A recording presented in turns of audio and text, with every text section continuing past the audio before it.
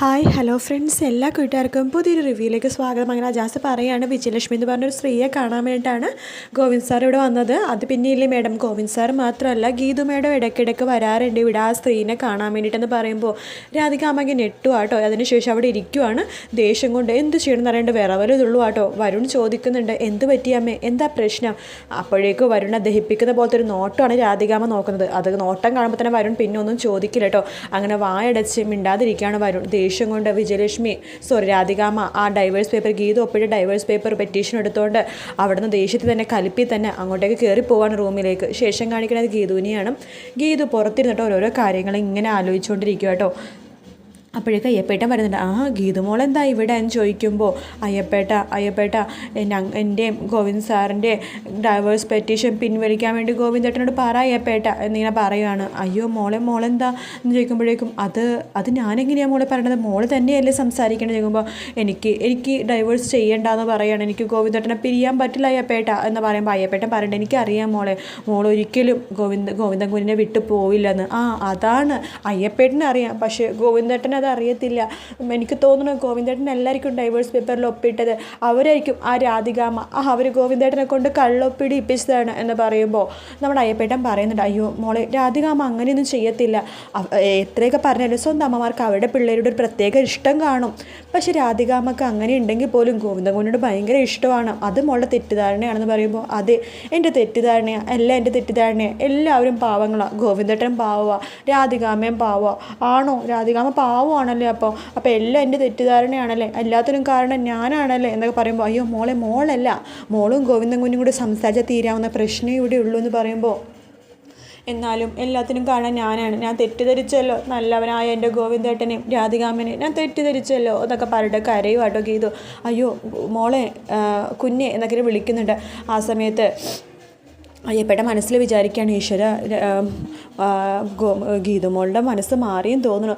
അതിനുശേഷം അയ്യപ്പേട്ടൻ പറഞ്ഞിട്ട്, മോളൊരു കാര്യം എന്തായാലും നാളെ രാവിലെ രാധികാമായിട്ടുള്ള പ്രശ്നങ്ങളൊക്കെ പറഞ്ഞു തീർക്ക്. അതെ, അപ്പോൾ ഗോവിന്ദൻ കുഞ്ഞ് മോളെ ആക്സെപ്റ്റ് ചെയ്യും, മോളായിട്ട് പിന്നെ ഒരുമിച്ച് ജീവിക്കും ഗോവിന്ദൻ കുഞ്ഞെന്നൊക്കെ പറയുമ്പോൾ ആണോ? അങ്ങനെ ചെയ്താൽ ഗോവിന്ദൻ എന്നെ സ്വീകരിക്കും മോളെ. ഇവിടുത്തെ പ്രശ്നങ്ങളൊക്കെ മാറിയാൽ തന്നെ മോളും ഗോവിന്ദൻ കുഞ്ഞും തമ്മിലുള്ള ജീവിതം പരിപൂർണ്ണ സന്തോഷത്തിലാവും. അതേലേ, എന്തിനാ നാളെ അങ്ങനെ ചെയ്യാൻ കേട്ടോ. നാളെ ഞാൻ എന്തായാലും രാധികാമ്മടുത്തും ഗോവിന്ദേട്ടനടുത്തൊക്കെ മാപ്പും സോറിയൊക്കെ പറഞ്ഞ് നല്ല കുട്ടിയായിട്ട് ഇവിടെ ഇരിക്കാൻ കേട്ടോ. സമാധാനമായി. ഞാൻ ഈ നന്ദി എൻ്റെ അയ്യപ്പൻ കുഞ്ഞിനോടൊന്ന് പറയട്ടെ, ഗണപതി കുഞ്ഞിനോടൊന്ന് പറയട്ടെ. അതേത് ഗണപതി കുഞ്ഞ് എന്ന് ചോദിക്കുമ്പോൾ ഭഗവാൻ ഗണപതി അല്ലേ? ശരി പറഞ്ഞു എന്ന് പറയുകയാണ് ഗീതു. ആ സമയത്ത് നമ്മുടെ അയ്യപ്പേട്ടൻ എല്ലാം കലങ്ങി തെളിഞ്ഞു. ഗീതുമോൾ നാളെ മാപ്പ് പറയും. പഴയ പോലെ തന്നെ ഗോവിന്ദൻ കുഞ്ഞും ഗീതുമോളും ഒന്നിച്ച് ജീവിക്കും. എനിക്ക് സന്തോഷമായി ഭഗവാനെ എന്നൊക്കെ പറഞ്ഞിട്ട് നമ്മുടെ അയ്യപ്പേട്ടൻ എല്ലാത്തിനും നന്ദി പറയാൻ വേണ്ടി നമ്മുടെ ഗണപതിയുടെ ആ ഒരു രൂപത്തിന് മുമ്പിലേക്ക് പോവാട്ടോ. അതിനുശേഷം വിഘ്നേശ്വരനോട് നന്ദിയൊക്കെ പറയുന്നുണ്ട്. എൻ്റെ ദൈവമേ നന്ദി, പഴയ എല്ലാം കലങ്ങി തെളിയാൻ പോവാണല്ലോ എന്ന് നമ്മുടെ അയ്യപ്പേട്ടൻ വിചാരിക്കുകയാണ്. പക്ഷേ ഗീതുവിന് ഒരു ബോധമില്ല കേട്ടോ. ഈശ്വര, എന്നാലും ഞാൻ തെറ്റിദ്ധരിച്ചല്ലോ, നല്ലവനായ എൻ്റെ ഭർത്താവിനെയും എൻ്റെ അമ്മായിയമ്മയെയും തെറ്റിദ്ധരിച്ചല്ലോ. ഞാൻ എന്ത് ചെയ്യും? ഞാൻ പറക്കട്ടെ, കാറ്റത്ത് പറക്കട്ടെ എന്നൊക്കെ പറയണ്ട. ആ സമയത്ത് വിജയലക്ഷ്മി വിളിക്കുന്നുണ്ട് കേട്ടോ. ഹലോ മേഡം എന്ന് പറയുമ്പോഴേക്കും ഹലോ മോളെ ഗീതു, നീ എന്ത് ചെയ്യുക? ഞാൻ പറക്കുക, കാറ്റത്ത് പറക്കുക, ഒരു പക്ഷിത്തൂവൽ പോലെ പറക്കുക. നീ എന്തൊക്കെയാണ് പറയുന്നത് എന്ന് ചോദിക്കുമ്പോഴേക്കും നീയേ ഞാൻ ഒരു കാര്യം പറയാൻ വേണ്ടിയാണ് വിളിച്ചത്. എന്താ മേഡം, എന്താ പറഞ്ഞോ? മേഡത്തിനൊരു കാര്യം അറിയാവോ? എൻ്റെ ഗോവിന്ദേട്ടൻ പഞ്ചപാവ, രാധികാമ്മ അതിനേക്കാളും പഞ്ചപാവ. എല്ലാം എൻ്റെ തെറ്റിദ്ധാരണ, എല്ലാത്തിനും കാരണം ഞാൻ എന്നൊക്കെ ഗീതു കരയുമ്പോൾ നമ്മുടെ വിജയലക്ഷ്മി പറയുന്നുണ്ട്, മോളെ നിനക്ക് എന്തൊക്കെയോ സാധനം കലക്കി തന്നിട്ടുണ്ടെന്ന് തോന്നുന്നു രാധികാമ്മ, അതുകൊണ്ടാണ് നീ ഇങ്ങനെയൊക്കെ സംസാരിക്കുന്നത്. നോക്കിയേ, അവർ പല പേപ്പറിൽ ഒപ്പിടാൻ വേണ്ടി പറയും. മോളൊരു പേപ്പറിൽ ഒപ്പിട്ട് കൊടുക്കരുത് കേട്ടോ, അത് പറയാൻ വേണ്ടിയിട്ടാണ് ഞാൻ വിളിച്ചതെന്ന് പറയാണ്. ഞാൻ ഒരു പേപ്പറിൽ ഒപ്പിട്ട് കൊടുക്കില്ല, എല്ലാം എൻ്റെ തെറ്റിദ്ധാരണയാണ്, എല്ലാത്തിനും കാരണം ഞാനാണ് എന്നൊക്കെ ഗീതു പറയുമ്പോൾ നമ്മുടെ വിജയലക്ഷ്മി പറയുന്നുണ്ട്, എന്തായാലും നിൻ്റെ ഗോവിന്ദേട്ടൻ ഇപ്പം തന്നെ അവിടെ വരും എന്ന് പറയുമ്പോൾ വന്നു ഗോവിന്ദേട്ടൻ വന്നു. കൂടെ ആ ഗുണ്ടയുണ്ട് അജാസ് എന്ന് പറയാണ്. നിന്നെക്കാളും വലിയ പൂസിൽ അവൻ വന്നേക്കണത്. രണ്ടുപേരും ഒന്നുകൂടിയേ സംസാരിച്ച് ഒത്തുതീർപ്പാക്കുക, പിന്നെ റൊമാൻസ് കൈവിടാൻ മറക്കരുത് കേട്ടോ, റൊമാൻസ് എന്തായാലും വേണം എന്നൊക്കെ പറയാണ്. ശരി മാഡം വെച്ചോ എന്ന് പറഞ്ഞിട്ട് ഫോം വെക്കുകയാണ്. അതിനുശേഷം ഗീതു നേരെ പോവാണ്. ഹേയ് അജാസ്, പിടിവിട്, ഗോ ടു യുവർ ക്ലാസ്, ഞാൻ എൻ്റെ ഭർത്താവിനെ റൂമിലേക്ക് കൊണ്ടുപോയിക്കോളാം. നീയോ മാറിടി, നീ എന്നെ പിടിക്കുമെന്ന് വേണ്ട എന്ന് പറയുമ്പോൾ അങ്ങനെ പറയല്ലോ ഗോവിന്ദേട്ട, എല്ലാത്തിനും കാരണം ഞാനാണ്. എനിക്ക് എല്ലാം മനസ്സിലായി ഗോവിന്ദേട്ട, ഇനി ഞാൻ തെറ്റ് ആവർത്തിക്കില്ല ഗോവിന്ദേട്ട, എൻ്റെ കണ്ണേട്ടൻ എൻ്റെ കൂടെ വാ, റൂമിൽ വാ എന്നൊക്കെ പറയുമ്പോൾ അജാസ് ഇങ്ങനെ മനസ്സിൽ വിചാരിക്കുക കേട്ടോ, ഈശ്വര ഇപ്പം ഇതിൽ ഏതാ പോസ് എന്നിങ്ങനെ വിചാരിക്കുകയാണ്.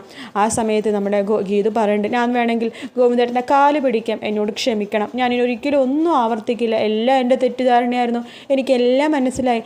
ഗോവിന്ദേട്ടൻ്റെ കാലെവിടെ, കാല്, അയ്യോ ഇതേതാ കാല്, ഇതെന്നെ കാല്, അയ്യോ എന്നോട് ക്ഷമിക്കണേ എന്നൊക്കെ പറയുമ്പോൾ മതി, എഴുന്നേക്ക് ഞാൻ ക്ഷമിച്ചു എന്ന് ഗോവിന്ദ് പറയുവാണ്. അതിനുശേഷം അജാസ് സാർ എന്ന് പറയുമ്പോൾ, ഒരു പെൺകുട്ടി ഇങ്ങനെ വന്ന് ക്ഷമ ചോദിക്കുമ്പോൾ ഞാൻ എങ്ങനെയാണ് ക്ഷമിക്കാതിരിക്കുക, ഞാൻ ക്ഷമിച്ചു, താൻ പോടോ, ഗീതു പറഞ്ഞത് കേട്ടില്ല, ഗോ ടു യുവർ ക്ലാസ്, പോ എന്ന് പറയാണ് അജാസിൻ്റെ അടുത്ത്. ശരി സർ എന്ന് പറയുന്നുണ്ട്. നല്ല ഗോവിന്ദേട്ടൻ, നമുക്ക് റൂമിലേക്ക് പോകാം, എനിക്ക് ഇനിയും കുറേ മാപ്പ് പറയണം, ഒരുപാട് മാപ്പ് പറയണം എന്നൊക്കെ പറയണം. അങ്ങനെ ഗീതുവിനെ വിളിച്ചുകൊണ്ട് ഉമ്മറത്തേക്ക് പോവാട്ടോ നമ്മുടെ ഗോവിന്ദ്.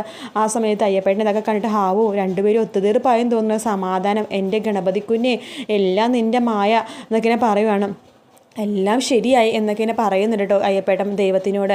അതിനുശേഷം നമ്മുടെ ഗോവിന്ദ് പറയുന്നുണ്ട്, ശരി നീ മാപ്പ് പറഞ്ഞോ എന്ന് പറയുമ്പോൾ, ഇവിടെ നിന്ന് പറയില്ല, നമുക്ക് നമ്മുടെ റൂമിൽ പോവാം, 4 ചുമരുകൾക്കും ഉള്ളിൽ നിന്നിട്ട് നമുക്ക് മാപ്പ് പറയാം എന്ന് പറയുമ്പോൾ, ശരി നമുക്ക് റൂമിലേക്ക് പോകാം എന്ന് പറഞ്ഞിട്ട് ഗീതുവിനെയും കൂട്ടിക്കൊണ്ട് റൂമിലേക്ക് പോകുമ്പോൾ ഇതെല്ലാം കണ്ടുകൊണ്ട് നമ്മുടെ രാധികാമ്മ മുകളിൽ നിൽക്കുന്നുണ്ട്. ഈശ്വര, രണ്ടും നാട്ടും പൂസാണല്ലോ, രണ്ടും ഇനിയിപ്പോൾ പൂസിന് പുറത്ത് ഒന്നാവോ എന്തോ എന്നൊക്കെ രാധികാമ്മ ആകെ ടെൻഷൻ അടിച്ചിരിക്കുകയാണ്. അങ്ങനെ ഗീതുവിനെയും കൂട്ടിക്കൊണ്ട് ഗോവിന്ദ് അകത്തേക്ക് കയറുവാണ്. അയ്യപ്പേട്ടന് ഭയങ്കര സന്തോഷമാവട്ടെ രണ്ടുപേരും ഒന്നായി എന്ന് വിചാരിച്ചിട്ട്. അപ്പോൾ അവർ അകത്തേക്ക് കയറുമ്പോഴേക്കും നമ്മുടെ പ്രിയയും അതുപോലെ തന്നെ രേഖയും അതുപോലെ തന്നെ കാഞ്ചനയൊക്കെ അവിടെ ഇരിക്കേണ്ട. അവർക്ക് ഇത് കാണുമ്പോൾ ഭയങ്കര സന്തോഷമാണ്. അവരുടെ വഴക്കൊക്കെ മാറി ഒന്നായല്ലോ എന്ന് പറയുന്നിടത്താണ് എപ്പിസോഡ് തരുന്നത്. മറ്റൊരു വീട്ടിൽ കാണാൻ.